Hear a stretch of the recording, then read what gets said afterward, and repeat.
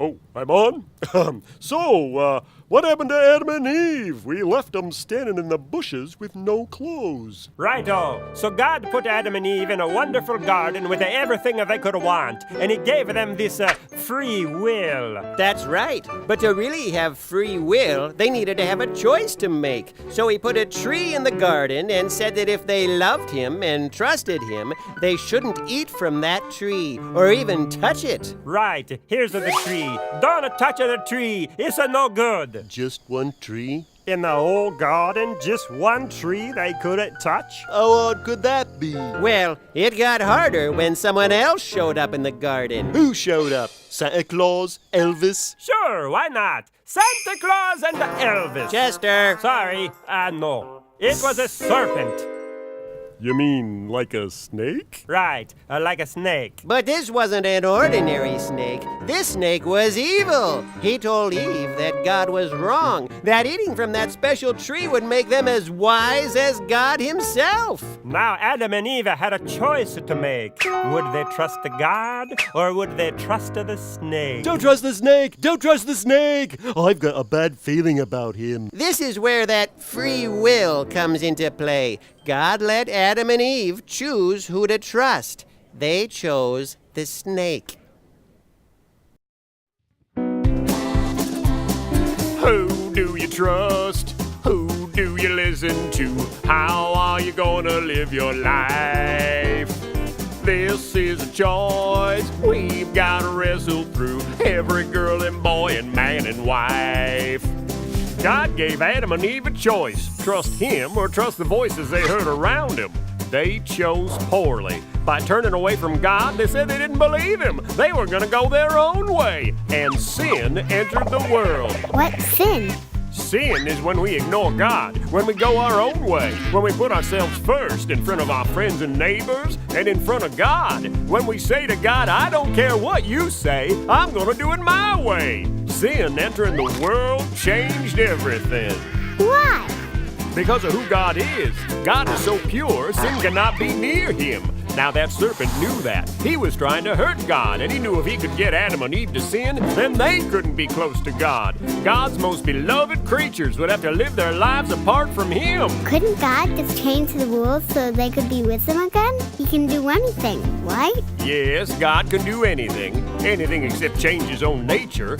He can't change who He is. If God changed who He was, He wouldn't be God anymore. So even though it made God very, very sad, Adam and Eve had to leave the garden and live new lives in a wild, mean world. Now they're a long, long way from paradise. Yes, they're a long, long way from home. And now the world they're in ain't very nice because they're living on their own. So once again we ask the question, who do you trust? Who do you listen to? How are you gonna live your life? This is a choice we've got to wrestle through. Every girl and boy and man and wife. This isn't a very happy story. Nope, and unfortunately the rest of primeval history only gets worse. Sin has a way of spreading, so much so that one of Adam and Eve's sons turned on his brother and killed him. Oh no. Then there were more and more people and more sin until God's creation was drowning in sin. God decided the only way to keep His creation from drowning in sin was to drown the sin. So He flooded the whole world. Oh, I know this story. Yep, all that sin was washed away. Unfortunately, so was most of His creation. But He chose one family, led by one man, to start over. Noah. That's right. Noah had tried to avoid sin all his life so he could be closer to God. He wasn't perfect, but he was a good man who listened for God's voice. That's why God chose him to start things over. Him and a bunch of animals, of course. Who came in by twosies. Except for the ones they used for food. They came in by sevens. You see, Noah trusted God and listened to God, and God used his family to start over again, to give his creation a second chance. Is that the end of primeval history? Unfortunately, no. After the flood, Noah's family was still living in a broken world full of temptation to do your own thing. They were a long, long way from paradise. they were a long, long way from home.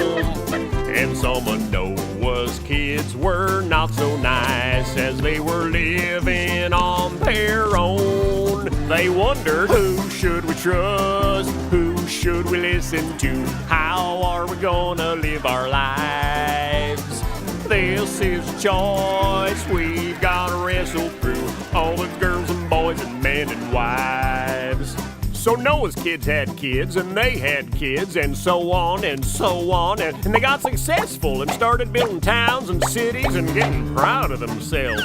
This, of course, is sin. They thought they were so great they decided to build a tower to touch the sky so they could be as tall as God. That's a crazy idea. Yep, leave folks alone long enough and they'll come up with all sorts of crazy ideas, like ostrich racing.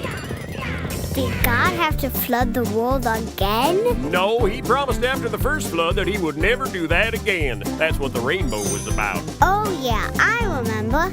But he had to do something because their sinful pride was out of control. So he mixed up their language. What? He made it so they couldn't understand each other. He scrambled their talking. If they couldn't understand each other, they couldn't work together to build that big, prideful tower. So they all gave up and wandered off on their own. And God knew it was time for his real rescue plan. A plan that could take the sin away from his children once and for all and set the world right so we could all live with him once more. Ooh, tell me that story. I can't.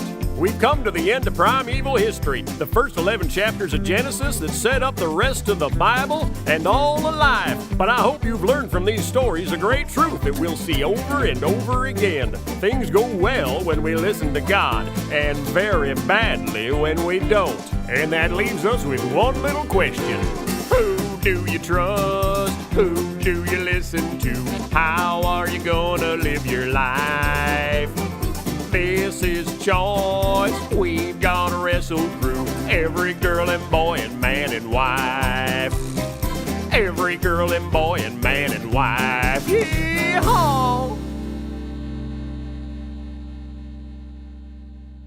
Well, that brings us to the end of this episode of What's in the Bible. Wait a minute.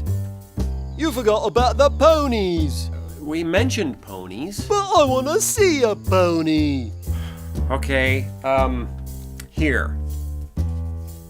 Ponies! We learned the beginning of our story, the story of God and us, about how sin comes into our lives when we choose to ignore God's voice and instead listen to other voices around us. May I see the pony again? Ponies! Our sin takes us away from God, just like the little fish in that story. Our relationship with God, our Father, is broken and our world is turned upside down. But just like the daddy fish, God loves us so much that he won't give up. He has a plan to make it right so we can be together again. What's his plan? We'll get into that next. One more time. Ponies! See you next time.